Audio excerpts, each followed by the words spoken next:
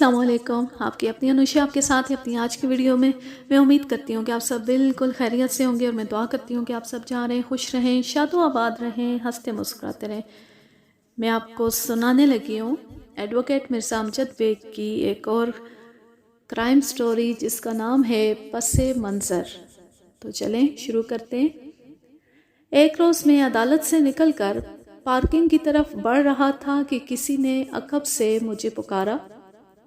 میں نے پلٹ کر دیکھا تو ایک ہینڈسم نوجوان کو اپنی جانب بڑھتے ہوئے پایا۔ میں رک کر سوالیہ نظر سے اسے دیکھنے لگا۔ ایک لمحے کے لیے مجھے یوں محسوس ہوا جیسے میں نے اسے پہلے بھی کہیں دیکھا ہے۔ اگلے ہی لمحے مجھے یاد آ گیا کہ میں نے اسے کہاں دیکھا تھا۔ ابھی تھوڑی دیر پہلے جب میں عدالت کے کمرے سے نکل کر راہداری سے گزر رہا تھا، یہی نوجوان ایک وکیل کے ساتھ کھڑا باتیں کر رہا تھا۔ بعد میں پتہ چلا کہ وہ مذکورہ وکیل سے میرے ہی بارے میں پوچھ رہا تھا۔ مذکورہ نوجوان میرے قریب پہنچ کر اپنا ایک ہاتھ آگے بڑھاتے ہوئے بولا، السلام علیکم بیگ صاحب۔ وعلیکم السلام۔ آپ مجھے نہیں جانتے، لیکن شیرازی صاحب کے توسط سے میں آپ سے غائبانہ متعارف ہوں اور آج ملاقات بھی ہو گئی ہے۔ میں نے پوچھا، آپ کن شیرازی صاحب کا ذکر کر رہے ہیں؟ میرے جاننے والوں میں شیرازی نام کے 3 افراد شامل تھے۔ فیصل شیرازی کا تعلق شو بزنس سے تھا، نجم شیرازی مشیر انکم ٹیکس تھے، اور فرید شیرازی ایک فلاحی تنظیم کے روح رواں تھے۔ وہ بولا، میں نجم شیرازی کی بات کر رہا ہوں جناب، وہ جو انکم ٹیکس وغیرہ کے وکیل ہیں۔ ٹھیک ہے، آپ کی تعریف؟ وہ ندامت آمیز لہجے میں جلدی سے بولا، میں پریشانی میں اپنا تعارف کرانا تو بھول ہی گیا۔ میرا نام ہاشم ہے، ہاشم انور۔ آپ نے اپنے پریشان ہونے کا ذکر کیا ہے، کیا اسی سلسلے میں آپ میرے پاس آئے؟ جی ہاں، بالکل یہی معاملہ ہے۔ میں نے اپنی رسٹ واچ پر نگاہ ڈالتے ہوئے کہا، ٹھیک ہے، آپ 1 گھنٹے بعد میرے آفس آ جائیں، پھر وہیں پر آپ سے تفصیلی بات ہو جائے گی۔ اس وقت دن کا 1:30 بجا تھا اور اس وقت میں لنچ پر جا رہا تھا۔ لنچ کرنے میں آدھا پونا گھنٹہ لگ جاتا، تاہم میں نے ہاشم انور کو احتیاطاً 1 گھنٹے کا ٹائم دیا تھا۔ 2:30 بجے تک تو میں یقیناً اپنے آفس میں پہنچ جاتا۔ میں ایک مخصوص ریسٹورنٹ میں دن کا کھانا کھایا کرتا تھا جو سٹی کورٹ کی عمارت کے اور میرے آفس کے تقریباً وسط میں واقع تھا۔ ہاشم نے پوچھا، بیگ صاحب، آپ کا آفس کہاں ہے؟ یہاں سے واکنگ ڈسٹنس پر ہے۔ پھر میں نے اس کثیر المنزلہ عمارت کا نام بھی بتا دیا جس کے اندر میرا آفس تھا۔ مذکورہ عمارت میں زیادہ تر وکلاء ہی کے دفاتر واقع تھے۔ ہاشم نے اثبات میں گردن ہلائی اور بولا، ٹھیک ہے بیگ صاحب، میں اتنی دیر میں لنچ کر لیتا ہوں۔ لنچ؟ آپ کہاں لنچ کریں گے؟ کہیں بھی۔ اصل میں مجھے 1 گھنٹہ گزارنا ہے، اسی دوران میں پیٹ پوجا بھی ہو جائے گی۔ اگر کوئی پرابلم نہ ہو تو آج لنچ میرے ساتھ ہی کر لیں۔ میں اس وقت لنچ کے لیے ہی ایک قریبی ریسٹورنٹ میں جا رہا تھا۔ تھوڑی سی ہچکچاہٹ کے بعد اس نے میری پیشکش قبول کر لی۔ ہاشم کی عمر میرے اندازے کے مطابق 25 اور 26 کے درمیان رہی ہوگی۔ وہ ایک دراز قامت اور صحت مند نوجوان تھا۔ رنگ گورا اور چہرے کے نقوش سے وجاہت جھلکتی تھی۔ اس نے جینز کے اوپر ٹی شرٹ پہن رکھی تھی۔ یہ لباس اس پر بہت سج رہا تھا۔ بازوؤں کی مچھلیوں اور کاٹھی سے اندازہ ہوتا تھا کہ باقاعدگی سے کسرت کرتا ہوگا۔ اس کا بدن سپورٹس مین والا تھا اور حرکات و سکنات میں بھی مستعدی پائی جاتی تھی۔ اس نے اپنی آنکھوں پر ایک خوبصورت فریم والا نظر کا چشمہ لگا رکھا تھا۔ وہ خاصا سلجھا ہوا نوجوان تھا۔ بات چیت کا انداز انتہائی مہذب اور شائستہ تھا۔ مجھے ایسے نوجوان اچھے لگتے ہیں۔ شاید یہی وجہ تھی کہ میں نے بے ساختہ ہاشم کو اپنے ساتھ کھانے کی دعوت دی تھی۔ وہ پہلی نظر میں مجھے پسند آیا تھا اور اس پیشکش میں بھی میرے ارادے کو دخل نہیں تھا۔ ہم ریسٹورنٹ میں آ کر بیٹھے تو ہمارے درمیان بات چیت بھی ہونے لگی۔ ہاشم میرے ساتھ بیٹھ کر ذرا سا بھی نروس محسوس نہیں ہو رہا تھا۔ وہ ایک پر اعتماد نوجوان تھا، تاہم جو پریشانی اسے کھینچ کر میرے پاس لائی تھی اس کے آثار ہاشم کی آنکھوں اور چہرے پر دیکھے جا سکتے تھے۔ وہ کسی ذہنی الجھن کا شکار دکھائی دیتا تھا۔ اس نے آرڈر کا معاملہ مجھ پر چھوڑ دیا۔ میں نے تھوڑے سے غور کے بعد ایسی ڈشز آرڈر کیں جو ہم دونوں بآسانی کھا سکتے تھے۔ آرڈر پلیس ہونے میں تھوڑی دیر باقی تھی، لہٰذا میں نے اس مہلت سے فائدہ اٹھانے کا فیصلہ کیا اور ہاشم سے پوچھا، ہاشم آپ جانتے دنیا میں سب سے قیمتی چیز کیا ہے؟ آئی تھنک انسانی زندگی۔ اور انسانی زندگی میں سب سے قیمتی شے؟ ٹائم؟ Very good. میں نے استاشی نظر سے اس کی طرف دیکھا۔ آپ کے دونوں جواب مجھے پسند آئے۔ تھینک یو بیگ صاحب۔ ٹھیک ہے، تو ہم بھی وقت کا پورا استعمال کریں گے، کھانا بھی چلے گا اور اس دوران میں ہماری گفتگو کا سلسلہ بھی جاری رہے گا۔ یہ تو بڑی اچھی بات ہے۔ بس تو پھر سب سے پہلے آپ مجھے اپنے بارے میں تفصیلاً بتائیں۔ جناب، میرا نام تو آپ کو معلوم ہو ہی چکا ہے۔ میں گارڈن ویسٹ کے علاقے میں رہتا ہوں۔ ایک اپارٹمنٹس بلڈنگ میں میری رہائش ہے۔ 1 سال پہلے شادی بھی کر چکا ہوں۔ مین سولجر بازار میں میری چشموں کی دکان ہے جہاں میں دن بھر موجود ہوتا ہوں۔ میری دکان پر ہر کوالٹی اور ہر دام کے چشمے موجود ہیں۔ میں اپنے پاس آنے والوں کی نظر بھی ٹیسٹ کرتا ہوں اور ان کی پسند اور ضرورت کے مطابق چشمے بھی بنا کر دیتا ہوں۔ اوہ، لگتا ہے آپ اپنے کام میں بڑے ماہر ہوں گے۔ جناب، یہ تو آپ کو تجربے کے بعد ہی اندازہ ہوگا کہ میں اپنے پیشے میں کتنا ماہر ہوں۔ اگر موقع ملے تو آپ ایک مرتبہ ضرور میری شاپ پر تشریف لائیں۔ آپ کی سیلز مین شپ کا تو اس دعوت ہی سے مجھے بخوبی اندازہ ہو گیا۔ اور جہاں تک آپ کی دکان پر تشریف لانے کا تعلق ہے تو جناب، میرے ساتھ قریب یا دور کسی بھی نوعیت کی ضعف نظری والا معاملہ تو ہے نہیں، البتہ سن گلاسز کا مجھے ضرور شوق رہا ہے۔ آپ کی شاپ پر اچھے سن گلاسز بھی ہوں گے؟ بالکل ہیں جناب، میرے پاس لوکل سن گلاسز بھی ہیں اور آپ جیسے بازوق لوگوں کے لیے میں نے برانڈڈ گلاسز بھی رکھے ہوئے ہیں۔ ٹھیک ہے، پھر تو آپ کی دکان کا ایک آدھ چکر لگانا ہی پڑے گا۔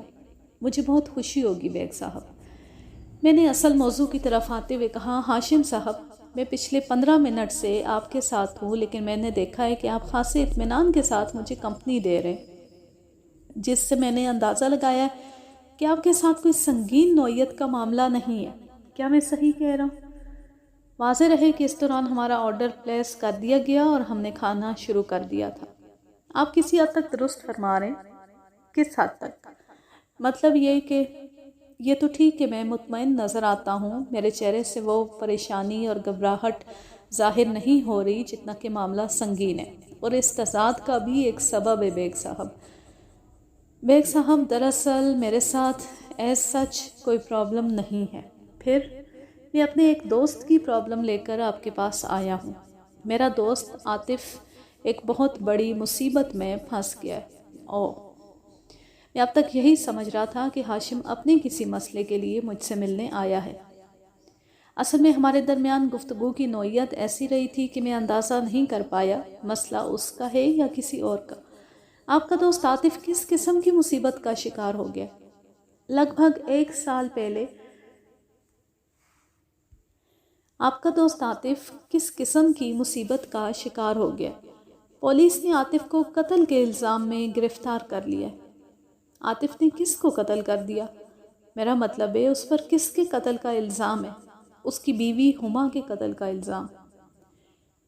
میں جانتا ہوں عاطف ایسا انسان نہیں ہے، ہما کے قتل میں اس کا ہاتھ نہیں ہے، اسے کسی سوچی سمجھی سازش کے تحت اس مصیبت میں پھنسایا گیا۔ تو آپ کے خیال میں وہ بے گناہ ہے؟ جی ہاں، مجھے اس کی بے گناہی کا 100% یقین ہے۔ اس یقین کا کوئی ٹھوس ثبوت بھی ہے آپ کے پاس؟ نہیں جناب، یہ میرے دل کی گواہی ہے۔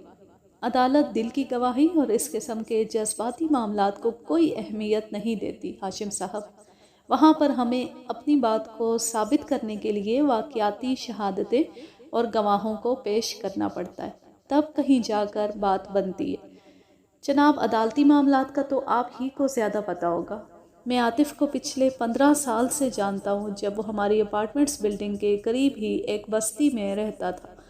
میرا تجربہ بتاتا ہے کہ وہ ایسا نہیں ہے جیسا اسے اس کیس میں ظاہر کیا جا رہا ہے۔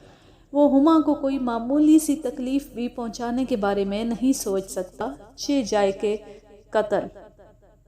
آپ نے بتایا کہ ملزم عاطف پہلے آپ کے گھر کے نزدیک ہی کسی بستی میں رہتا تھا، کیا اب وہ کہیں اور شفٹ ہو چکا ہے؟ جی ہاں، وہ شادی کے بعد سولجر بازار کے علاقے میں منتقل ہو گیا تھا۔ آپ کے دوست کی شادی کو کتنا عرصہ ہوا ہے؟ لگ بھگ 1 سال پہلے اس کی شادی ہوئی ہے۔ ہما کے قتل والا واقعہ کہاں پیش آیا ہے؟ ان کے فلیٹ پر، سولجر بازار والے فلیٹ پر۔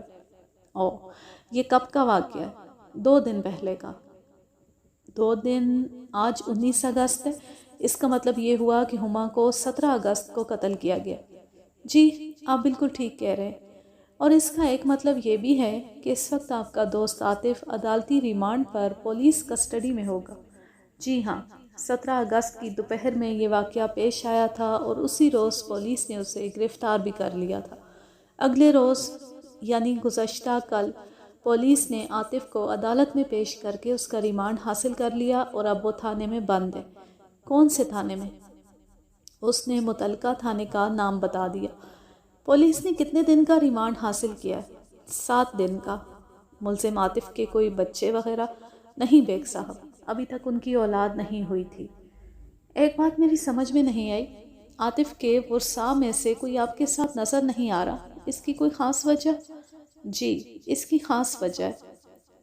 میں جب ویٹر کو بل کی رقم اس کی ٹپ کے ادا کرنے لگا تو ہاشم نے میرا ہاتھ پکڑ لیا اور جلدی سے اپنا والیٹ نکالتے ہوئے بولا، آپ نہیں بیگ صاحب، کھانے کے پیسے میں دوں گا۔ سوال ہی پیدا نہیں ہوتا ہاشم صاحب، میں نے سخت لہجے میں کہا۔ پلیز بیگ صاحب۔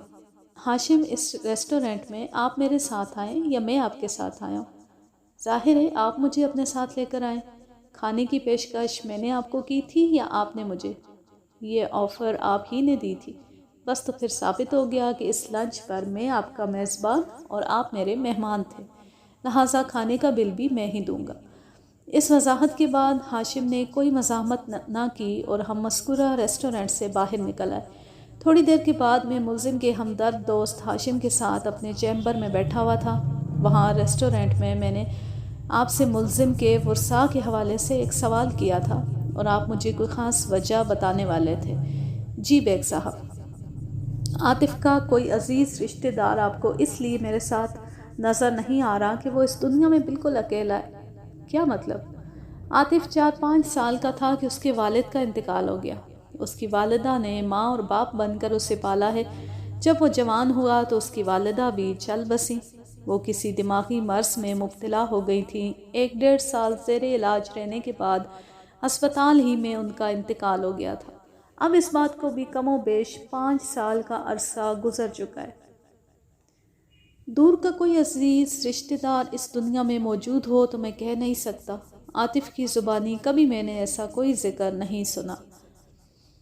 آپ کا دوست قتل کے ایک مقدمے میں بطور ملزم نامزد ہو چکا ہے۔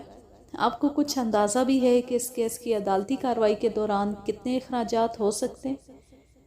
میں کسی اکاؤنٹ کا درست اندازہ تو قائم نہیں کر سکتا بیگ صاحب، لیکن مجھے یہ ضرور پتہ ہے کہ آپ کی فیس کے علاوہ دیگر عدالتی اخراجات بھی ہوں گے، اور یہ تمام تر اخراجات کون برداشت کرے گا؟ بقول آپ کے ملزم کے آگے پیچھے تو کوئی ہے ہی نہیں۔ کہیں آپ کے ذہن میں یہ تو نہیں ہے کہ اس سلسلے میں ملزم کی سسرال والے اس کی مالی اور اخلاقی مدد کریں گے؟ نہیں جناب، اس کا تو سوال ہی پیدا نہیں ہوتا۔ وہ لوگ تو اس کیس میں مخالف پارٹی ہیں۔ ہما کی ماں کا جھکاؤ استغاثہ کی جانب ہے اور وہ بھی عاطف ہی کو ہما کا قاتل سمجھتی۔ تو پھر جناب بیگ صاحب، آپ اپنی فیس اور دیگر عدالتی اخراجات کی بالکل فکر نہ کریں۔ منصور صاحب نے اس سلسلے میں اپنے بھرپور تعاون کا یقین دلایا، بلکہ اس واقعے کے بارے میں بھی مجھے انہوں نے ہی بتایا تھا۔ یہ منصور کون صاحب ہے؟ منصور صاحب دراصل عاطف کے باس ہیں بیگ صاحب، منصور ٹریولز کے مالک۔ اچھا، تو آپ کا دوست کسی ٹریول کمپنی میں کام کرتا ہے؟ جی بیگ صاحب، وہ ٹکٹنگ کے شعبے سے تعلق رکھتا ہے۔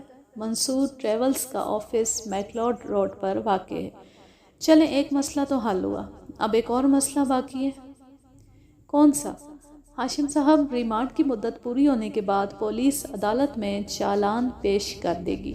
اس موقع پر مجھے اپنے وکالت نامے کے ساتھ ہی ملزم کی درخواست ضمانت بھی عدالت میں دائر کرنا ہوگی۔ کیا اس سلسلے میں آپ نے کوئی بندوبست کر رکھا ہے؟ بندوبست؟ ذرا وضاحت فرمائیں گے؟ ضرور۔ جب ملزم کو چالان کے ساتھ پولیس عدالت کے حوالے کر دیتی ہے تو ڈیفنس کی جانب سے ملزم کے لیے ضمانت یا ضمانتی کا انتظام کرنا پڑتا ہے تاکہ اسے جیل کسٹڈی سے بچایا جا سکے۔ یہ بات بھی طے ہے کہ قتل کے ملزم کی ضمانت تقریباً ناممکن ہوتی ہے، تاہم اس سلسلے میں کوشش ضرور کی جاتی ہے۔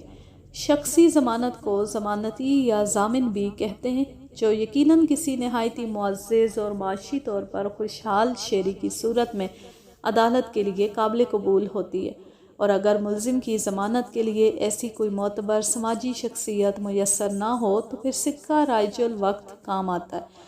ضمانت کے ضمن میں عدالت ایک بھاری مالیت کا بانڈ بھرواتی ہے، آپ اسے ذاتی مچلکہ بھی کہہ سکتے ہیں۔ مجھے اس بارے میں آج سے پہلے کوئی آئیڈیا نہیں تھا بیگ صاحب۔ کیا منصور ٹریولز والے منصور صاحب آپ کے دوست کے لیے شخصی ضمانت دینے کے لیے تیار ہو جائیں گے؟ میں سمجھتا ہوں انہیں انکار تو نہیں کرنا چاہیے، لیکن پھر بھی میں ان سے بات کرنے کے بعد ہی کنفرم کر سکتا ہوں۔ آپ ایسا کریں، کل اسی وقت منصور صاحب کو اپنے ساتھ میرے آفس لے آئیں، میں خود ہی براہ راست ان سے بات کر لیتا ہوں۔ ٹھیک ہے جناب، میں لے آؤں گا انہیں۔ اس واقعے کے بارے میں آپ کو اگر مزید کچھ پتا ہو تو مجھے تفصیل سے بتائیں۔ بیگ صاحب، مجھے تو کل رات ہی اس واقعے کی اطلاع ملی تھی، اور وہ بھی منصور صاحب کے فون کے ذریعے۔ میں رات کو اپنی شاپ بند کرنے ہی والا تھا کہ فون آ گیا اور انہوں نے مجھے بتایا کہ عاطف ایک ناگہانی میں پھنس گیا۔ میری عاطف سے ملاقات ہوئے 1 ماہ سے زیادہ کا عرصہ گزر چکا ہے۔ عاطف نے منصور صاحب کو میرے بارے میں بتایا تھا کہ مشکل کی اس گھڑی میں ایک میں ہی ہوں جو اس کے لیے بھاگ دوڑ کر سکتا ہوں۔ منصور صاحب نے مجھے یقین دلایا ہے کہ مالی محاذ پر وہ بھرپور تعاون کریں گے اور عملی میدان میں مجھے پاؤں اور زبان کو زحمت دینا ہوگی۔ لہٰذا آج صبح میں پہلے ان کے دفتر گیا، انہوں نے مجھے ابتدائی اخراجات کے لیے کچھ رقم بھی دی ہے۔ شرازی صاحب سے میں نے رات ہی بات کر لی تھی اور اب آپ کے سامنے بیٹھا ہوں۔ میں اس سے زیادہ اور کچھ نہیں جانتا بیگ صاحب۔ کیا آپ عاطف کو دیکھنے تھانے گئے تھے؟ ابھی تک تو نہیں گیا، آپ کے پاس سے فارغ ہونے کے بعد اس طرف جاؤں گا۔ آج کے دن کے لیے میں نے اپنی شاپ بند رکھنے کا فیصلہ کیا ہے۔ اچھی بات ہے، رات کو میں بھی تھانے جا کر اس سے ایک بھرپور ملاقات کروں گا۔ چند ضروری کاغذات پر اس کے دستخط بھی کروانے ہوں گے۔ بیگ صاحب، شرازی صاحب نے مجھے بتایا تھا کہ آپ اپنی فیس ایڈوانس میں لیتے ہیں۔ یہ کام بھی ہو ہی جائے تو اچھا، تاکہ میں آپ کے آفس سے اطمینان کے ساتھ رخصت ہوں کہ آپ نے میرے دوست کا کیس اپنے ہاتھ میں لے لیا ہے۔ بات ختم کر کے وہ مجھے سوالیہ نظر سے دیکھنے لگا۔ اپنا پرس بات شروع کرنے سے پہلے ہی وہ نکال چکا تھا۔ اس کی اس سوالیہ نظر کا مطلب تھا کہ میں اسے اپنی فیس بتاؤں۔ میں نے اس کی خواہش پوری کر دی۔ شرازی صاحب نے آپ کو بالکل ٹھیک بتایا ہے، میں اپنی فیس ایڈوانس ہی میں وصول کرتا ہوں۔ اس نے میری فیس کے برابر مالیت کے نوٹ گن کر رقم میری جانب بڑھا دی۔ میں نے رقم گن کر اپنی میز کی دراز میں ڈالی اور بدلے میں اسے فیس کی وصولی کی رسید بنا کر دے دی۔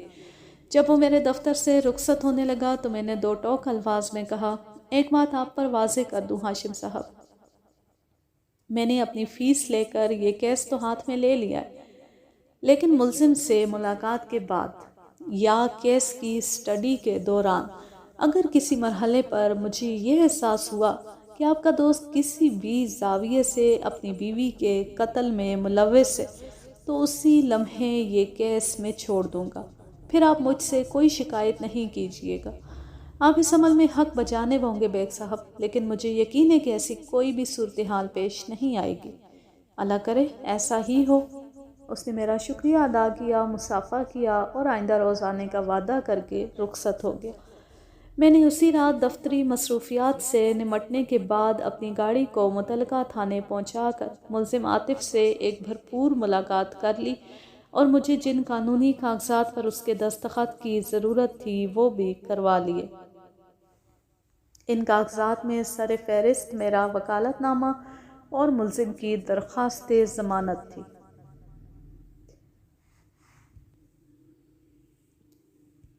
کہانی کے واقعات کو آگے بڑھانے اور اس کیس کو عدالت میں لے جانے سے پہلے میں آپ کو وقوعے کے پس منظر سے آگاہ کر دینا ضروری سمجھتا ہوں، تاکہ عدالتی کارروائی کے دوران میں کسی مرحلے پر آپ کا ذہن الجھن کا شکار نہ ہو۔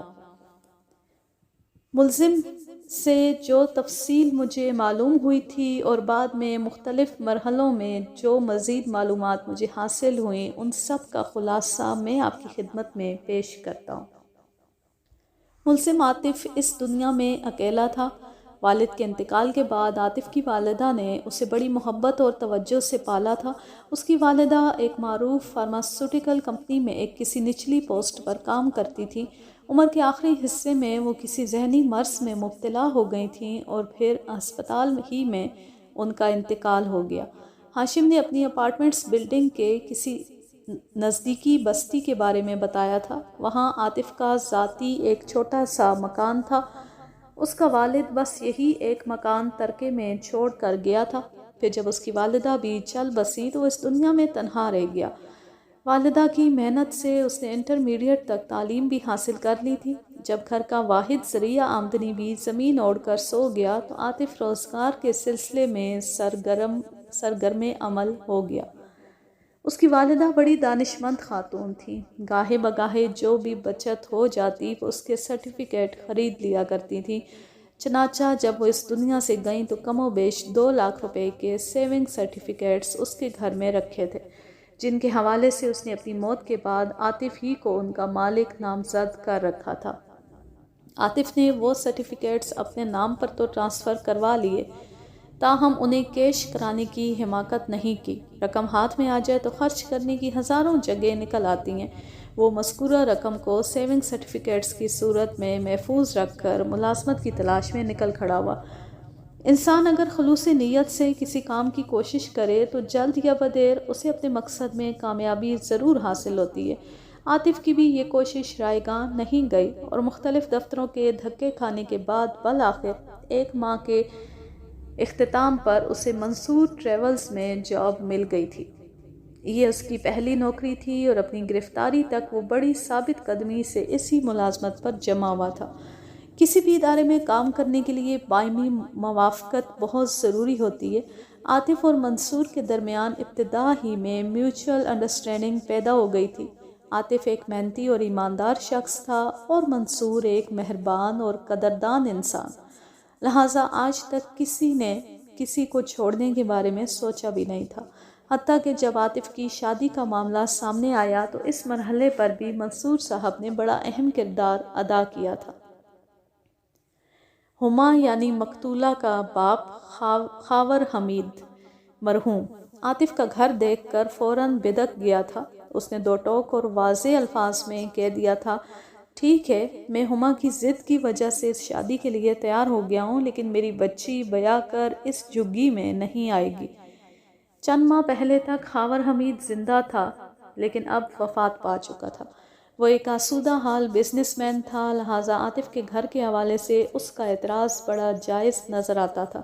ہما نے ایک بنگلے میں آنکھ کھولی تھی اور ساری زندگی بڑی آرام و آسائش میں گزاری تھی۔ ان کی رہائش گرو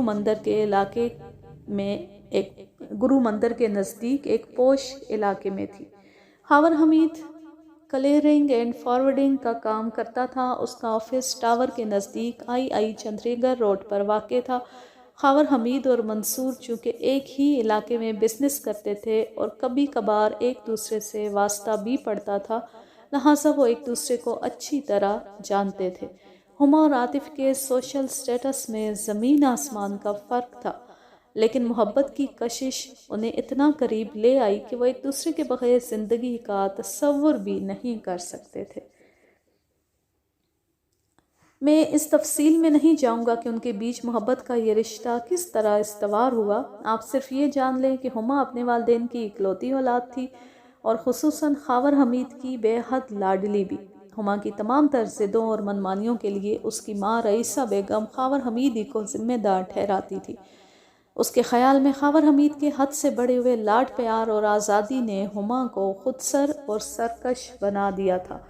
جب عاطف کے حوالے سے گھر میں ہما کی شادی کی بات چلی تو سب سے زیادہ مخالفت رئیسہ بیگم ہی نے کی تھی۔ میں کسی قیمت پر یہ شادی نہیں ہونے دوں گی۔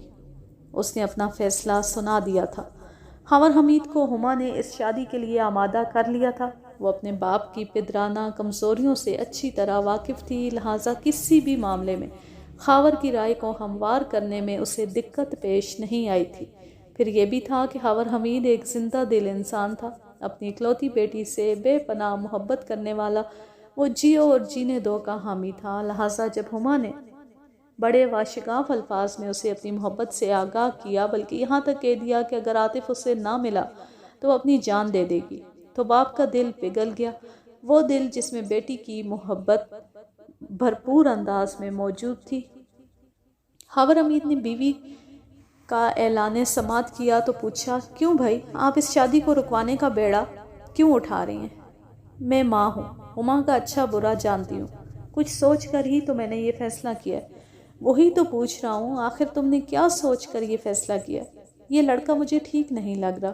اچھا، آخر کیا خرابی ہے لڑکے میں؟ کوئی ایک خرابی ہو تو بتاؤں بھی۔ اگر ایک سے زیادہ خرابیاں اس نوجوان میں تو پھر کوئی سی بھی 10 خرابیاں بیان کر دو۔ تمہیں تو مذاق کی سوچ رہی ہے اور میں پریشان ہوں ہما کے لیے۔ ہما کو کیا ہو رہا ہے بھائی؟ اس نے نادانی میں جو فیصلہ کیا ہے اور تم بھی اس معاملے میں اس کی مدد کر رہے ہو، یاد رکھو خاور، یہ ناسمجھ بہت نقصان اٹھائے گی اور تم بھی بیٹھ کر رو گے اپنے فیصلے کو۔ یہ سب تو بات کی باتیں ہیں رئیسہ بیگم، اب تو جو فیصلہ ہو گیا سو ہو گیا، کچھ بھی ہو ہما کی خوشی کی خاطر یہ قدم تو اٹھانا ہی پڑے گا۔ میں نے سنا ہے اس لڑکے کا کوئی آگے پیچھے بھی نہیں ہے۔ تم نے ٹھیک سنا ہے۔ پھر میں رشتہ داروں کو کیا منہ دکھاؤں گی؟ کوئی پوچھے گا کہ لڑکا کون ہے، اس کی ماں باپ کون ہے، خاندان کون سا ہے، تو میں کیا جواب دوں گی انہیں؟ وہی جواب جو برسوں پہلے تمہارے والدین نے اپنے خاندان والوں کو دیا تھا۔ خاور کی بات اس کی سمجھ میں ٹھیک طرح سے بیٹھ نہ سکی۔ اس نے کہا، تم کہنا کیا چاہ رہے ہو؟ بھائی، برسوں پہلے میں پاکستان کے ایک دور دراز علاقے سے کراچی آیا تھا روزگار کے سلسلے میں۔ میرا بھی کوئی قریبی عزیز رشتہ دار نہیں تھا، دور کے رشتہ داروں کو میں بہت دور چھوڑ آیا تھا، گویا اس وقت میرے بھی کوئی آگے پیچھے نہیں تھا، جیسا کہ آج عاطف کے ساتھ ہے۔ ہماری بھی تو شادی ہو ہی گئی تھی نا؟ نہ صرف ہماری شادی ہو گئی تھی بلکہ میں نے دن رات سر توڑ محنت کی اور اپنا نام بنا لیا۔ آج میرے پاس سب کچھ ہے، عزت، دولت، شہرت، بزنس۔ جب میری شادی ہوئی اس وقت تو میں عاطف سے بھی گیا گزرا تھا۔ مجھے امید ہے آگے چل کر عاطف بھی بہت ترقی کرے گا۔ تمہاری قسمت سے میں بن گیا تھا اور ہما کی قسمت سے عاطف بھی انشاءاللہ ضرور کچھ بن کر دکھائے گا۔ یہ کوئی فارمولہ تو نہیں ہے۔ میں تو یہ جانتی ہوں کہ ہماری ہما کے لیے خاندان ہی میں ایک سے بڑھ کر ایک رشتہ موجود ہے، پھر اپنوں کو چھوڑ کر باہر جھانکنے کی کیا ضرورت ہے؟ یہ باہر جھانکنے والا معاملہ نہ تو تم نے کیا ہے اور نہ ہی اس میں میرا کوئی ہاتھ ہے، یہ ہما کا ذاتی فیصلہ ہے۔ اس نے کچھ سوچ سمجھ کر ہی عاطف کا انتخاب کیا ہے۔ لڑکیوں کو اتنی زیادہ آزادی نہیں دینی چاہیے کہ وہ والدین کی خواہشات کو پھلانگ کر اپنی مرضی کے فیصلے کرنے لگے۔ رئیسہ، تم اپنے خاندان کا اور رشتوں کا کچھ زیادہ ہی ذکر کر رہی ہو۔ ذرا یہ تو بتاؤ کہ تمہاری نظر میں ہما کے لیے خاندان میں کون سا رشتہ سب سے زیادہ مناسب ہے؟ میری نظر تو چاروں طرف گھوم پھر کر ایک ہی رشتے پر ٹکتی ہے۔ کس پر؟ نوید پر، نوید صدیقی۔ میں سمجھتی ہوں نوید ہما کے لیے بہت اچھا انتخاب ہوگا، وہ اس کی قدر کرے گا، اسے ایسا فرما بردار شوہر پوری دنیا میں نہیں ملے گا۔ تم بیٹی کے لیے شوہر ڈھونڈ رہی ہو یا شوفر؟ میں سچ کہہ رہی ہوں، نوید صدیقی ہما کو حد سے زیادہ پسند کرتا ہے۔ نفیسہ آپا نے اشاروں کنایوں میں 2-3 مرتبہ مجھ سے بات کی ہے۔ نوید یقیناً ہما کو پسند کرتا ہوگا، لیکن ہما اس گینڈے کو سخت ناپسند کرتی ہے۔ اب ان باتوں کو چھیڑنے کا کوئی فائدہ نہیں، میں نے ہما کی پسند کی تائید کا فیصلہ کر لیا ہے۔ جب خاور حمید بس کہہ دیا کرتا تو پھر بحث و تکرار کے سارے دروازے بند ہو جایا کرتے تھے۔ رئیسہ کو اس بات کا برسوں سے تجربہ تھا، لہٰذا ان کی گفتگو کا سلسلہ یہیں پر تھم گیا۔ رئیسہ بیگم نے جس نوید صدیقی کا ذکر کیا تھا وہ رئیسہ کی بڑی بہن نفیسہ کا بیٹا تھا۔ نوید صدیقی ایک سست الوجود گینڈا نما انسان تھا، وہ زبان کا بہت خراب اور غصے کا بھی خاصا تیز تھا۔ ہما اس کی بد مزاجی کے باعث ہی اسے سخت ناپسند کرتی تھی۔ نفیسہ کا شوہر فواد صدیقی گارمنٹس کا ایکسپورٹر تھا۔ اس کی خاور حمید سے نہیں بنتی تھی، بلکہ یہ کہنا زیادہ مناسب ہوگا کہ خاور حمید کی اس سے کبھی نہیں بنی تھی۔ حالانکہ فواد تو خاور کے قریب ہونے کا موقع ہاتھ سے نہیں جانے دیتا تھا، لیکن خاور اسے پسند نہیں کرتا تھا۔ ابتدا میں فواد نے خاور کے توسط سے ایکسپورٹ کے 1-2 کام کروائے تھے اور خاور نے اس کی بے ایمانی پکڑ لی تھی۔ خاور کی نظر میں فواد ایک دھوکے باز اور چرب زبان شخص تھا اور اس قماش کے لوگوں سے خاور 100 گز دور ہی رہنے کی کوشش کرتا تھا۔ آج کے لیے بس اتنا ہی، اب میں لیتی ہوں آپ سے اجازت۔ جا رہے ہیں، خوش رہیں، شاد و آباد رہیں، ہنستے مسکراتے رہیں۔ اللہ حافظ، اللہ نگہبان۔